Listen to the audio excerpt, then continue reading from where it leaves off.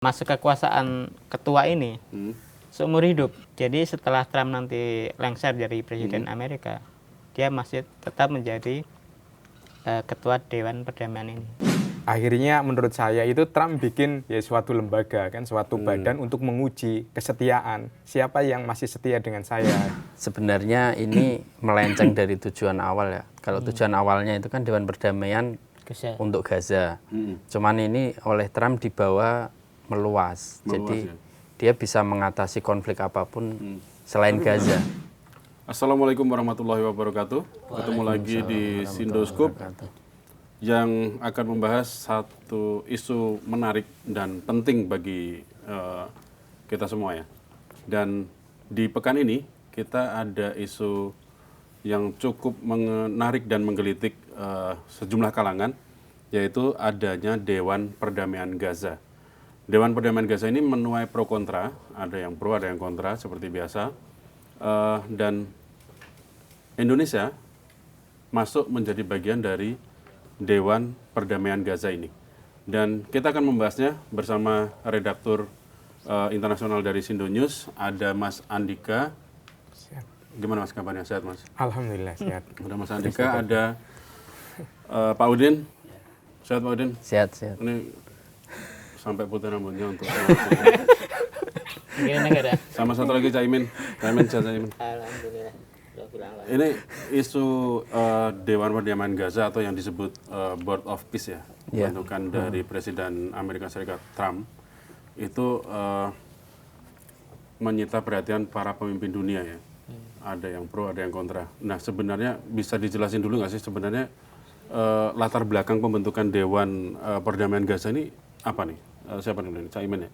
Oke.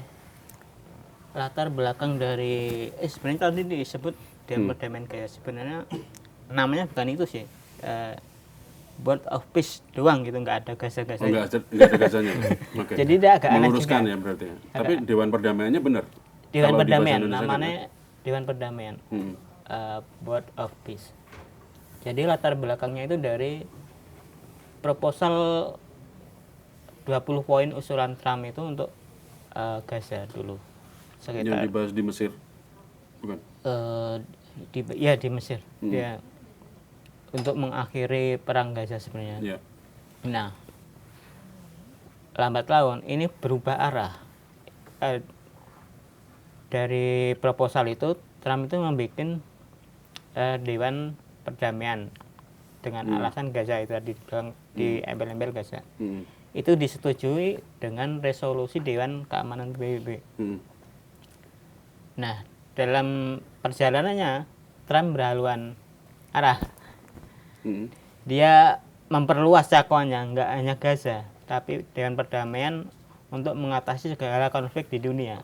Oke, jadi bukan hanya Gaza ya? Itu sudah menyalahi resolusi Dewan Keamanan PBB yang diberikan pembentukan Dewan itu. Nah, jadi latar belakangnya dari itu. Dari proposal 20 poin perdamaian itu. Yeah. Untuk menjembatani gencatan senjata Israel Hamas itu dulu. Nah, kemudian ada kontroversi lagi. Bahasa Indonesia apa? Ujuk-ujuk ya, Mas? Ya ujuk-ujuk aja. Tiba-tiba muncul Dewan Perdamaian. Trump menunjuk diri sendiri sebagai ketua. Ketua. Dan mengajak negara-negara. Nah, ini agak aneh. Ada orang yang menunjuk diri sendiri sebagai ketua dan mengajak negara-negara lain gabung. Kemudian masa kekuasaan ketua ini seumur hidup. Jadi setelah Trump nanti lengser dari presiden Amerika, dia masih tetap menjadi ketua Dewan Perdamaian ini. Bentar. Yang menjadi ketua itu bukan Amerikanya sebagai negara, tapi Trump secara personal. Secara personal. Jadi ini bukan nation centris tapi person centris. Oh, jadi dianya sendiri ya? Dia sendiri. Oke. Jadi saya pikir awalnya Amerika yang akan jadi ketua, maksudnya jadi ketuanya dia gitu kan. Jadi ini bukan atas nama negara. Jadi secara personal. Oh gitu ya? Ya, ini anehnya itu. Oke. Nah, terus pro kontranya yang kontra dulu kita ngomongin ya. Oke, kontra dulu. Kita sebenarnya Dewan Perdamaian misinya adalah untuk menciptakan perdamaian istilahnya gitu, mengakhiri konflik di seluruh penjara dunia. Nah, ini aneh. Trump sendiri track recordnya sebagai pembuat onar di seluruh dunia. Iya. Tiba-tiba Terakhir Venezuela ya. Venezuela, sebelumnya Iran. Kemudian dia juga mengancam negara-negara lain dengan sanksi, dengan tarif. Ya. Meskipun bukan ancaman perang tapi perang tarif ya, Iya. sama juga perangnya. Ini kalau dipahami secara logika, ini perdamaian macam apa ini? Memang ya. Itu yang pertama ya, tadi sosok kontroversi dari ketua dewannya sendiri. Kemudian apa jaminannya setelah nanti Trump tidak lagi menjabat sebagai presiden Amerika? Apakah dewan itu nanti akan langgeng terus berjalan? Tidak ada yang tahu. Kemudian dari tujuannya dulu, ini yang ketiga, dari tujuannya adalah untuk menciptakan perdamaian dunia. Ini kan sudah ada di sebenarnya sudah menjadi misi PBB. Kalau Dewan Perdamaian ini menjalankan misi seperti itu, PBB nanti kerjanya apa? Iya. Jadi tumpang tindih atau malah tabrakan ya kalau nggak? Yang dikhawatirkan negara-negara yang nggak mau gabung itu tadi Bang. Kalau Dewan Perdamaian mengambil alih tugasnya PBB, otomatis PBB ini bubar. Khawatirnya itu. Ini yang dimaksud Dewan Perdamaian yang akan gantikan PBB itu ini. Yang dikhawatirkan itu. Nah, kemudian apa haknya Trump mengangkat diri sendiri sebagai ketua Dewan Perdamaian, kemudian mengajak negara-negara lain? Dia tidak punya mandat apapun dari PBB atau negara-negara lain, kecuali negara-negara lain setuju Pak Trump lo jadi ketuanya gitu. Dia kan nggak ada. Gitu ya? Tiba-tiba enggak ya, dia memilih diri sendiri. Gitu tiba-tiba mengangkat diri sendiri jadi ketua seumur hidup lagi. Kemudian lebih menariknya lagi biayanya. Biaya Dewan Perdamaian ini dari mana? Aku baca di piagamnya itu ada semacam iuran. Kalau apa namanya mau selamanya sekian, kalau berapa tahun sekian gitu ya. Jadi kayak bayar iuran tahunan gitu ya. 1 miliar US dollar. Nah itu kalau jadi anggota tetap. Anggota tetap ya maksudnya. Jadi mekanismenya itu gini. Negara-negara yang gabung sementara gratis. Katanya gitu, cuman nggak tahu, nggak ada makan siang yang gratis menurutku. Sementara gratis. Setelah 3 tahun jalan, ini negara-negara yang gabung ini mau diterusin nggak? Kalau nggak ya bisa keluar. Kalau yang terusin jadi anggota tetap, dia baru bayar 1 miliar US dollar tadi. 1 miliar US dollar. Kalau di rupiahin ya itu tadi yang rame di 16, sekian triliun. 7 ya. 16, ya 17 triliun ya kurang lebih ya. Bulatin 17 triliun. Terus kontroversi lain apa, Pak Udin? Yang paling harus disorot dari Dewan Perdamaian itu ya. Jadi Trump ya, kita sebutnya Dewan ya Perdamaian. setelah sebenarnya ini melenceng dari tujuan awal ya. Kalau tujuan awalnya itu kan Dewan Perdamaian untuk Gaza.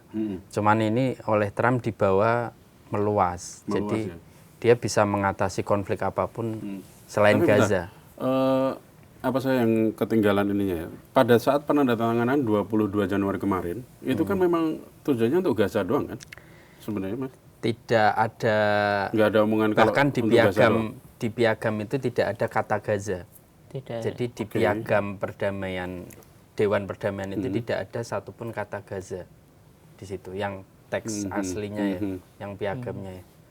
Artinya ini makanya kan negara-negara Eropa banyak yang menolak karena ini dibawa menjadi lembaga tandingan PBB. Artinya kalau itu lebih luas dari Gaza itu kan sudah wilayahnya PBB. Makanya banyak negara-negara Eropa itu, bahkan negara-negara NATO, anggota NATO yang menolak gabung Dewan Perdamaian ini. Oke, jadi malah justru ditentang sama negara-negara NATO ya? Ya, negara-negara anggota NATO itu banyak menentang. Inggris, Jerman, Prancis, Spanyol. Lah, terus ketika peresmian Dewan Perdamaian ini kan menantu Trump, Jared Kushner itu, dia memaparkan proyek New Gaza, yang itu proyek New Gaza itu kalau dilihat banyak pengamat itu mirip dengan Riviera Gaza yang dicetuskan oleh Trump. Riviera Gaza ini kalau nggak salah tahun lalu ya? Ya, itu yang dicetuskan. Sempat viral di sosial media. Jadi itu yang mencetuskan tapi kan Trump itu sendiri. AI kan? Itu yang mencetuskan Trump, terus Trump mengunggah video AI di medsosnya.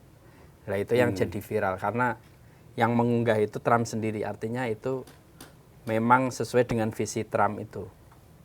Oke, jadi nanti Gaza akan dibikin seperti itu? Ya, menurut New Gaza yang ditampilkan di Davos itu oleh menantu Trump, Jared Kushner itu mirip dengan visinya Riviera Trump itu, Riviera Gaza versi Trump. Oke. Jadi itu akan dibangun real estate mewah, terus perumahan mewah, fasilitas mewah. Nah, apa yang dikhawatirkan dari itu, Pak Udin? Yang dikhawatirkan di mana posisi warga Gaza asli. Apakah dia akan dipindahkan, itu tidak jelas. Dipindahkan atau bagaimana hak mereka atas properti di sana, apakah mereka akan terusir atau bagaimana, tidak sekarang ada. Kan sekarang pun sudah terusir kan? Sekarang 2 juta terusir.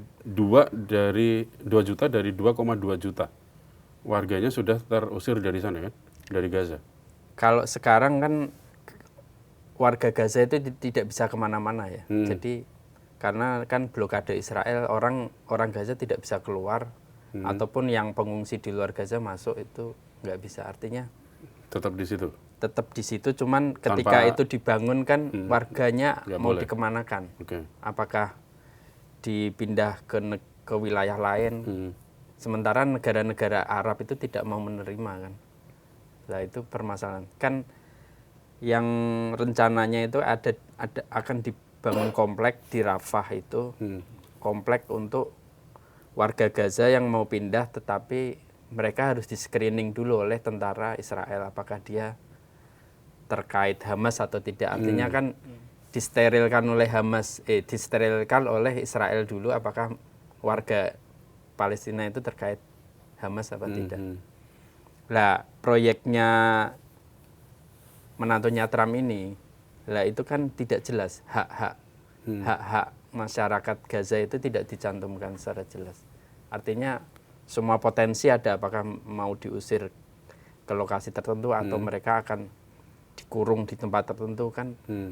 Beberapa ide itu kan mereka akan dibuatkan pemukiman khusus yang itu akan mungkin dipagari mungkin dan dijaga oleh tentara Israel. Artinya tetap mengalami blokade walaupun mereka dibuatkan perumahan baru ya. Satu lokasi gitu ya mungkin ya bisa jadi. Yang terjadi di tepi barat kan seperti itu. Tepi barat itu yang dalam wilayah pendudukan, tetapi hampir setiap desa itu diblokade oleh tentara Israel dengan dinding-dinding. Ya. Nah, di jalan itu ada blokade-blokade berlapis. Ini dikhawatirkan yang tersisa orang-orang Gaza ini akan seperti itu ya? Akan ditempatkan di pemukiman khusus yang mereka terisolir gitu, kayak camp isolasi gitu. Kemungkinan besar akan seperti itu. Nah, terus yang dikhawatirkan dari misalnya beneran dibangunkan Gaza Riviera tadi apa kekhawatiran lainnya? Kekhawatirannya apakah masyarakat Gaza asli itu akan mendapatkan akses yang luas. Dan Piagam itu kan tidak menyebut tentang negara Palestina juga. Tidak menyebut juga. Tidak ada jaminan tentang berdirinya negara Palestina. Jadi masih sangat umum dan kata Gaza sendiri tidak disebutkan di piagam Dewan Perdamaian itu kan jadi pertanyaan besar. Itu yang disebut sebagai tandingan dari PBB. Dan disebut juga sama sebagian pendukung Palestina bahwa itu mengkhianati perjuangan ini tadi ya, apa namanya, pembelaan Palestina ya? Pembelaan Palestina karena tidak dicantumkan nama Gaza satu kata pun. Nah, itu kan jadi permasalahan besar. Pantesan ini ya, apa namanya, rame juga di sosial media di Indonesia bahwa apa namanya, banyak dari kita yang menentang Indonesia bergabung dengan Dewan Perdamaian itu ya. Mas Andika, analisanya gimana Mas? Kalau saya melihat bahwa Trump ini membuat Dewan Perdamaian ini adalah belum mencapai klimaksnya ya. Karena kan latarnya itu kalau menurut saya itu karena dia itu kan berkonflik dengan NATO ya. Dengan beberapa negara NATO kan berkonflik terutama berkaitan dengan rencana Trump untuk mencaplok Greenland. Hingga akhirnya kan panas. Jadi akhirnya menurut saya itu Trump bikin ya suatu lembaga kan, suatu badan untuk menguji kesetiaan siapa yang masih setia dengan saya gitu loh. Dan ternyata yang setia kan ya sekitar 19-20 negara itu kan yang merapat gitu kan. Dan kenapa itu sebagai uji kesetiaan atau uji loyalitas terhadap Amerika terhadap Trump? Karena buktinya negara-negara yang ya bermusuhan lah istilahnya, bermusuhan dalam retorika doang ya, seperti NATO, Prancis, kemudian Kanada itu kan terakhir itu Inggris gitu kan, yang itu juga kan tidak menunjukkan ketertarikan bergabung dengan Dewan Perdamaian tersebut. Sehingga akhirnya justru negara-negara Muslim ya, terutama di Timur Tengah dan Indonesia itu dan beberapa sekutu istilahnya simpatisan Trump justru yang lebih merapat. Jadi justru bukan negara yang aliansi utama itu yang merapat di situ. Ya. Jadi kalau secara apa ya, secara kekuatan kan Trump mengukur ternyata kita baru dapat segini doang gitu loh, kita baru dapat segini doang. Itu jadi untuk nguji itu, dan menurut saya itu juga kenapa itu juga perlu dibentuk itu karena kan rencana Trump ke depannya itu kan akan menginvasi Iran. Iya kan, akan menginvasi Iran, apalagi kapal US Abraham Lincoln-nya kan sudah mendekat di Timur Tengah kan. Kemudian US CENTCOM itu kan kepalanya juga sudah berkunjung ke Israel, mereka sudah sepakat bahwa akan melancarkan serangan ke Iran itu kan dalam 1 atau 2 hari ke depan gitu kan ya, 1-2 hari ke depan. Sehingga itu juga menjadi ini juga soliditas kalau menurut saya. Berarti negara-negara yang datang itu kemungkinan itu kan akan ini istilahnya akan mendukung invasi Amerika ke Iran dalam tanda kutip untuk perdamaian, dalam arti perdamaian versinya Trump ya kan. Kalau perdamaian versinya Trump kan perdamaian yang menguntungkan Amerika, kayak menculik Maduro, sekarang pemerintahan Venezuela kan berpihak ke Amerika, minyaknya dijual ke Amerika, berarti kan menguntungkan Amerika. Demikian juga di Iran, apalagi kan intelijennya Mossad dan CIA kan sudah mengatakan bahwa titik apa istilahnya pemerintahan Iran itu sudah, rezim Khamenei itu sudah di titik nadir dan sekarang adalah kesempatan terbaik untuk menumbangkannya, kan ada seperti itu. Jadi dampaknya itu akan luas, dan dan saya juga lihat bahwa liga ini kan Dewan Perdamaian juga menjadi ajang untuk ini ke depan langkah-langkah Trump untuk ya termasuk untuk mencaplok Greenland, terus kemudian untuk Islandia ya kan, membidik Islandia. Jadi dia membuat lembaga untuk melegitimasi aksinya gitu. Jadi aksi-aksi sebelumnya itu dibenarkan. Seperti itu kalau saya lihat latarnya. Jadi dia mendompleng isu Gaza itu untuk kepentingannya dia kan. Berarti bisa disimpulkan malah justru jadi ancaman dong ini, yang harusnya Dewan Perdamaian itu menjadi harapan ya kan, menjadi harapan dunia. Tapi ini kalau dalam posisi seperti itu malah justru jadi ancaman dong ya? Iya, sebagian besar pakar itu kan melihatnya itu sebagai ancaman kan, karena seperti yang diungkapkan Cak Imin, dia menjadi pemimpin seumur hidup ya kan di Dewan Pertahanan itu, kemudian menempatkan orang-orangnya ya kan, dan di situ juga istilahnya ya, legal standingnya itu juga kan kurang kuat. Jadi kalau saya melihat itu kan hanya semacam ini ya, organisasi multilateral ya bikinannya Trump aja. Kalau menurut saya, jadi tidak ketika itu kekhawatiran akan menggantikan PBB dan lain sebagainya itu kan bisa saja, tetapi kan dalam dalam kerangka hukum internasionalnya kan belum terlalu kuat dan dukungannya kan juga Ya, tapi belum kuat, apalagi kan dia representasinya pribadi kelihatannya kan di situ, bukan representasi ini kan Tapi representasi negara. Bentar, sekarang kembali lagi ke si Dewan Perdamaian ini. Totalnya sudah tanda tangan 19 apa 20 ya? Iya, sekitar Yang gitu. sudah tanda tangan. Klaimnya sampai 35 ya? Klaimnya berapa ya? Benar? 20 itu yang katanya sudah- resmi ya. Yang sudah resmi itu berarti sudah tanda tangan. Iya. Cuman Gedung Putih itu mengklaim ada 10 negara lagi, tapi nggak disebutin nama-namanya. 10 negara itu bagian dari Katanya- 35 yang diklaim awal atau bukan? Nah, nggak tahu. Katanya juru bicara Gedung Putih itu baru, Oke. negara baru. 10 baru berarti nanti akan ada 45 dong. Kalau benar. Ini hanya klaim-klaim saja atau Nah, gimana? itu Hanya klaim. klaimnya kali. Klaim Oke. dia. Kalau hanya klaim sepihak berarti ya itu tadi ya, legitimasinya kurang ya. maksudnya. Legitimasinya kurang, baik secara hukum, baik secara de facto, de jure dan de factonya kurang. Mungkin kalau itu kan hanya ya aliansi yang bersifat retoris aja. Tetapi kalau saya baca itu kan di beberapa artikel yang di Timur Tengah itu mengatakan bahwa negara-negara Muslim harus tetap ikut lembaga ini, lembaga Dewan, karena jangan sampai ketika mereka ngurusin Gaza tidak ada negara Muslim yang ini istilahnya Yang negara-negara ikut. Arab tidak ikut. Nanti kan khawatirnya kan Israel justru akan makin mendominasi, karena itu mau nggak mau ya kita harus hadir di sana. Jadi kehadiran negara Muslim, negara-negara Islam itu menjadi signifikan. Jadi mereka tidak melihatnya ke depan yang terlalu jauh seperti apa menggantikan PBB dan lain sebagainya ya. Enggak ya, Mereka enggak, fokusnya ke Gaza nih. Gaza. Apalagi kan yang di Davos itu yang seperti diungkapkan oleh Pak Udin itu kan dia lebih ke arah membangun New Gaza itu. Nah, Seperti itu. apa berarti memang jualannya dari Dewan Perdamaian ini memang jualannya Gaza ya, makanya negara-negara Muslim antusias gitu. Iya, karena kan itu kan Dewan Perdamaian ini kan merupakan kelanjutan yang dari KTT Gaza yang di Iya. Sharm el Sheikh yang itu. Yang di Mesir kan? Iya, yang 20 poin itu kan yang diumumkan Caimin. Jadi mau nggak mau ya harus ikut karena kan sudah nyemplung gitu ya, istilahnya udah terjun di situ, mau nggak mau harus ikut ngawal, karena kalau itu tidak dikawal bahaya juga. Di satu sisi gitu. Iya, di satu sisi kalau akan nggak dikawal kan bahaya juga karena kan kalau ikut juga bahaya juga, gitu. timbang-timbang. Jadi kan itu antara 50-50. Akhirnya mau nggak mau ya kepentingan pragmatis aja di situ. Oke. Iya kan? Di mana itu akan menguntungkan ya akan ikut, di mana tidak menguntungkan nanti ya bisa saja kan akan lari seperti itu. Tapi mengamankan kepentingan negara-negara Arab. Gitu. Oke, mengamankan itu dalam artian itu tadi, kalau misalnya Amerika nyerang Iran, dia aman gitu ya? Iya, aman. Kurang lebihnya gitu ya posisinya? Iya, ketika posisi di Gaza pun akan aman. Oh, iya, Istilahnya iya. aman kekuasaan. Aman kekuasaan, makanya Kekuasaannya negara-negara Arab gitu kan. Karena kita mereka kan jarang terlalu berpikir mendalam banget tentang ini kan, Palestina kan pasti orientasinya tapi juga kalau kepentingan dilihat dari nasional negara-negara juga. Teluk itu, negara-negara Muslim di Teluk yang ngikut ya,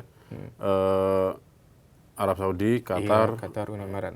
Uni Emirat ya kan, termasuk Mesir yang gede ya. Iya, Itu kan aliansinya Amerika semua. itu aliansi Amerika semua ya.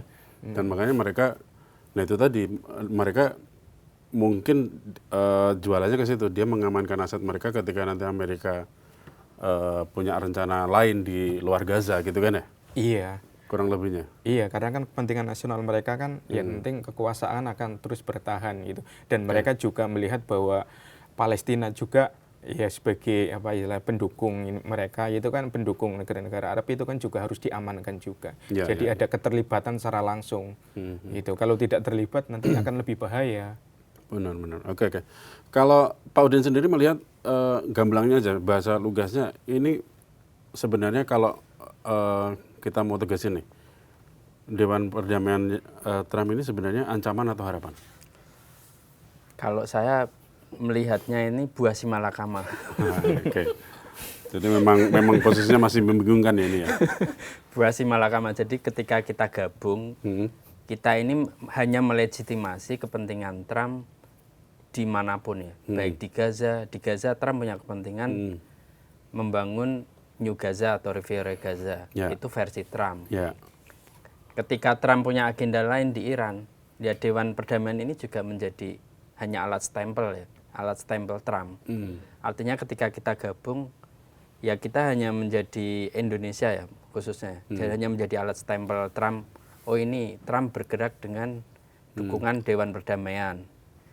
Artinya ketika gabung hanya menjadi alat legitimasi Trump. Ketika tidak gabung, ya tidak bisa memberikan suara, walaupun nanti Trump lah yang penentu kebijakan utama, semua itu Trump. Jadi walaupun ada Dewan Perdamaian, walaupun ada anggota pendiri atau apa ya, Dewan Administratif Gaza ya, tetapi semua keputusan utama itu tetap Trump. Tapi dalam posisi itu Indonesia ya posisi yang misalnya nih ya, sampai ada hal-hal negatif yang terjadi, ya ke bawah-bawah dong ya? Ya ke bawah, karena ini kan kepentingan Trump sebenarnya, bukan kepentingan semua negara. Kalau saya melihat, kalau dari isi piagamnya itu kan menjelaskan hierarki keputusan itu, pemegang utama keputusan adalah Trump. Tapi Menlu kemarin penjelasannya kayak apa sih Mas? Posisi kita di Dewan ini? Iya, itu untuk menunjukkan keterlibatan aktif dalam ini perdamaian di Gaza dan itu rekonstruksi di Gaza. Jadi masih fokusnya seperti itu, karena itu kan Kemlu itu kan di Indonesia itu kan ikut ini ya, ikut dalam pernyataan bersama negara-negara Muslim dan negara-negara Arab. Jadi seperti itu. Jadi memang masih di Gaza. Terlibat aktif gitu. Okay.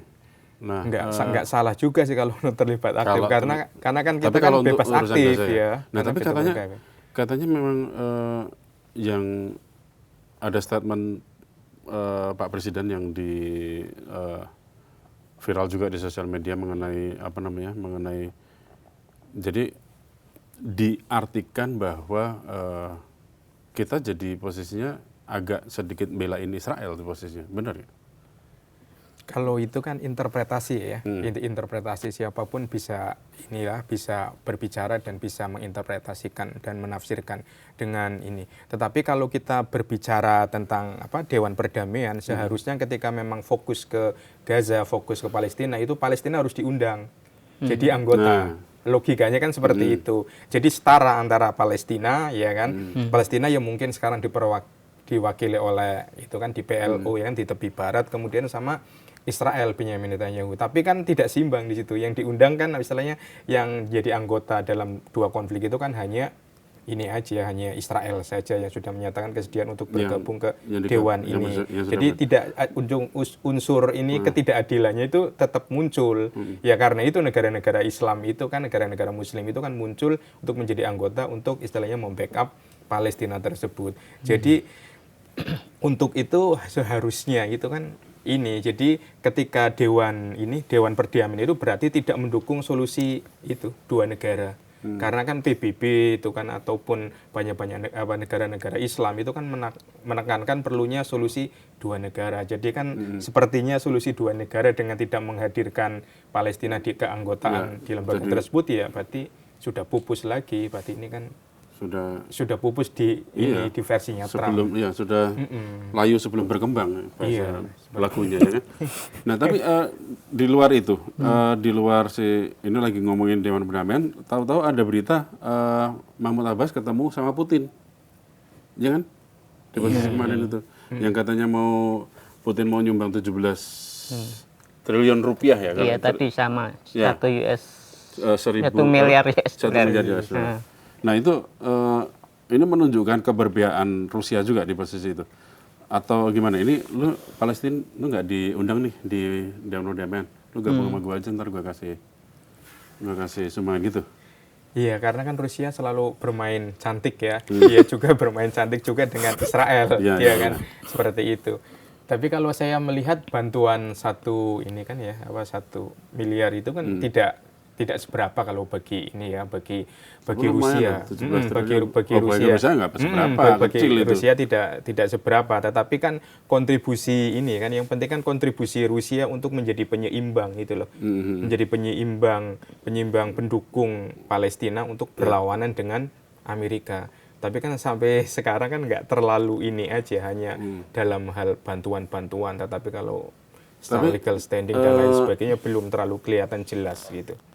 Kalau soal Putin itu punya pendapat lain nggak? Soal Putin itu agak yang miss ya menurutku. Yang aku baca itu sebenarnya gini, Putin itu diundang untuk gabung Dewan Perdamaian. Ya. Dia memberikan jawaban saya mau gabung Kalau dengan dana 1 US miles dibayarkan langsung, tapi itu diambilkan dari yang dana aset Rusia yang dibebankan di Amerika. dibukukan di Amerika, ya. Dibayarkan langsung kalau itu dicairkan. Nah, kemudian Mahmud Abbas ke Moskow itu, dia dalam konteksnya Putin mau menyumbang itu, ya itu tadi konteksnya, jika dana dari yang dibebankan di Amerika tadi dicairkan, baru dikasihkan ke Palestina. Dana Rusia yang dibekukan di Amerika itu jadi syarat posisi Rusia di Dewan Perdamaian ini. Itu. Iya. Oh, Jadi gitu. itu dananya akan masuk ke Dewan Perdamaian. Jadi nggak langsung semata-mata Putin ngasih Abbas Oke. 1 US. Jadi bukan Itu tadi. bukan semata-mata gitu ya. Ya. Nah, kalau misalnya benar nih nanti si Putin Gabung. Trump akan mencairkan nih uang dananya Rusia yang dibekukan itu. Kira-kira peta politiknya gimana? Ya sebenarnya gini loh, kan Rusia diundang. Cuman kan Rusia ini sedang berperang dengan Ukraina yang didukung oleh negara-negara Eropa. Ya. Makanya salah satu alasan negara-negara Eropa menolak bergabung Dewan Perdamaian ini kan karena Rusia diundang masuk ke Dewan Perdamaian. Jadi kan Petanya gitu. negara-negara Eropa kan marah dengan Rusia. Undang musuh. Lah, Putin ini punya ya strategi dia ya. Dia mau menyumbang dari dana yang dibekukan.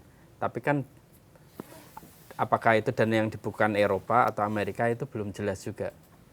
Artinya ya Rusia mau saja masuk ke Dewan Perdamaian, kan dia bisa punya suara dalam menentukan berbagai kebijakan di Dewan Perdamaian itu. Cuman kejelasan apakah Amerika atau Eropa yang akan mencairkan masih belum jelas juga. Karena banyak dana Rusia itu dibekukan di Eropa juga. Tapi yang dimaksud $1 miliar ini yang di Amerika doang atau di? Yang aku baca yang di Amerika. Okay. Tapi berarti ya benar dong. Berarti kalau misalnya nih nanti duitnya Rusia ini dicairin nih sama Amerika untuk mendukung si Palestina. Dewan Perdamaiannya ini tadi, itu berarti akan mengubah peta dong. Berarti posisinya Amerika sama Rusia rangkulan dong ini. Iya, kalau sejak awal itu sebenarnya Trump dengan Putin itu secara personal kan dekat. Secara personal? Secara personal dekat. Makanya gitu ya? bertemu di Alaska itu. Kirain sama-sama ini apa namanya? Mempertahankan ego Ya, masing-masing. secara retorika politik antar negara ya masih Oke. masing-masing negara punya kepentingan ya. Secara retorika antar negara. Tapi Secara secara personal dua kan, orang ini sebenarnya sahabat di belakang. Trump dan Putin sering menunjukkan ini kedekatan, terutama misalnya dalam pertemuan di Alaska ya. Kan Putin datang, dia seharusnya kan naik menuju tempat pertemuan itu naik mobilnya sendiri, tapi oleh Trump itu diajak masuk ke dalam satu mobil dengan Trump. Jadi itu salah satu menunjukkan kedekatan secara personal ya. Jadi Trump ini memainkan hubungan Amerika dan Rusia dalam konflik Ukraina juga. Artinya Trump punya kepentingan dengan kedekatan dia dengan Putin, dia punya kepentingan dalam perang Rusia Ukraina itu. Kalau posisi ini dua negara ini posisinya udah kayak gitu ya, Amerika, Rusia. Satu lagi nih kekuatan dunia, Cina. Posisinya ada di mana? Cina ini belum memberikan jawaban jelas ya. Udah diundang belum? Sudah diundang. Cina diundang tapi cuek juga, nggak memberikan jawaban. Dicuekin, masih dicuekin. Sama seperti negara-negara Eropa ya, pinter mereka mainnya. Saya mau gabung tapi saya konsultasi dulu sama parlemen saya gitu. Nggak kayak Indonesia langsung, oh iya gabung gitu. Kalau yang negara-negara yang punya bargaining position tuh tadi mereka tidak semudah itu gitu ya untuk saya bergabung gitu. Betul. Ya. Kurang lebih gitu ya. Agak jual mahal dikit lah ya. Istilahnya dipelajari dulu. Dipelajari dulu. Konsultasi dulu baru memutuskan. Nah sementara di kita itu bahasa diplomasinya seperti itu. Kita langsung aja ya. Kita langsung aja. Karena sudah yakin DPR-nya pasti setuju. Gitu ya. Mas Andika ya? Iya, karena ikut-ikut itu. Nah. Ikut-ikut geng Arabnya itu. Kalau menurut saya itu Indonesia itu ikutnya di sana. Oke. Sebagai closing nih, Mas Andika, Pak Udin, sama Caimin, Yap. apa harapannya dengan Dewan Perdamaian bentukan Trump ini? Masuk Andika dulu, enggak balik. Ya, saya kira akan perlu ini ya, perlu penjabaran. Seperti apa sih konsep New Gaza-nya, apa New Gaza-nya yang ditawarkan oleh Jared Kushner menantunya Trump itu hanya proyek sekedar pembangunan properti ya kan, yang akan menggeser masyarakat Gaza ke pinggiran itu, atau seperti apa perdamaian di Gaza atau perdamaian di Palestina. Jadi perlu ada penjabaran detail, dan mungkin pemerintah Indonesia ataupun Donald Trump juga harus menjelaskan kepada dunia internasional. Jadi gambarannya seperti apa sehingga publik itu tidak perlu khawatir tanda tanya. Jangan-jangan ini legitimasi kegiatan Trump untuk invasi selanjutnya ataupun invasi-invasi yang sebelum-sebelumnya seperti itu. Jadi perlu ada statement penegasan. Penegasan ya, bahwa ini memang untuk yang terbaik, nggak ada mensreanya nih gitu ya. Iya. Pak Udin. Ya, perlindungan terhadap hak rakyat Palestina itu belum jelas dalam Dewan Piagamnya. Dalam piagamnya. Itu harus diperjelas ya. Itu tidak jelas, dan sebenarnya masih apa ya, abu-abu semua. Artinya orang masih menunggu apa yang dilakukan nanti di Gaza sebenarnya. Dan bagaimana Trump memanfaatkan Dewan Perdamaian ini untuk melegitimasi aksi-aksi politiknya di negara-negara lain ya. Itu kita berharap sih baik-baik aja ya untuk Gaza, dan justru akan lebih baik ya mungkin setelah ini ya. Ya, harapannya seperti itu. Oke. Pak Caimin? Kalau harapanku sederhana sih, Dewan Perdamaian kembali ke asalnya, hanya mengurusi Gaza, udah nggak usah konflik lainnya, karena itu sudah menyalahi mandat dari resolusi Dewan Keamanan PBB. Kemudian yang kedua, harapanku ya udah diundang Palestina, selesai. Melibatkan Palestina untuk ngomongin wilayahnya itu tadi ya, dan orang-orangnya di situ. Oke. Terima kasih, semoga ini bukan jadi ancaman tapi jadi harapan bagi dunia ya. Dan khususnya untuk perdamaian di Gaza dan warganya. Oke, Sobat Sindo, kita cukupkan sekian di Sindoscoop hari ini. Sampai ketemu lagi di Sindoscoop pekan depan. Assalamualaikum warahmatullahi wabarakatuh. Waalaikumsalam warahmatullahi wabarakatuh.